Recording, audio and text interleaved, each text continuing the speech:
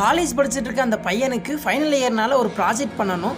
So அதுக்காக 2 மாதமாக கஷ்டப்பட்டு ஒரு ப்ராஜெக்ட் பண்ணுறான், பண்ணி முடிக்கிறான். அதுக்கப்புறம் அதை போய் ப்ரெசென்ட் பண்ணுறான். ப்ரெசென்ட் பண்ணும்போது எல்லா பேர் பார்த்துட்டு சூப்பராக இருக்கு, எப்படி இதை பண்ணீங்கன்னு கேட்குறாங்க. பட் அவனால் அப்போ சொல்லவே முடியல. ஸோ ஏன்னு இப்போ நான் சொல்கிறேன். Lack of communication skills.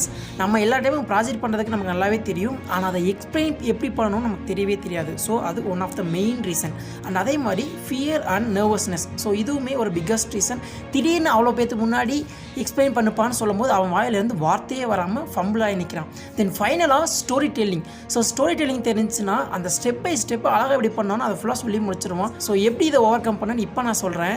எந்த விஷயம் பண்ணாலும் அதை ஈஸியாக மற்றவங்களுக்கு எப்படி எக்ஸ்பிளைன் பண்ணலான்றதை யோசிச்சு உங்களுக்கு நீங்களே அதை எக்ஸ்பிளைன் பண்ணிக்கோங்க. தென் செகண்ட் திங், நம்ம நிறைய பேர் முன்னாடி பேசணுன்றதுக்காக மென்டலாக ப்ரிப்பேர் ஆகிக்கோங்க. தென் ஃபைனலாக எப்படி அதை ஸ்டெப் பை ஸ்டெப்பாக பண்ணணுன்றதை ஞாபகம் வச்சுக்கோங்க. ஸோ அதை வச்சு தான் நம்ம ஒரு ஸ்டோரி சொல்ல போகிறோம். Bye for now.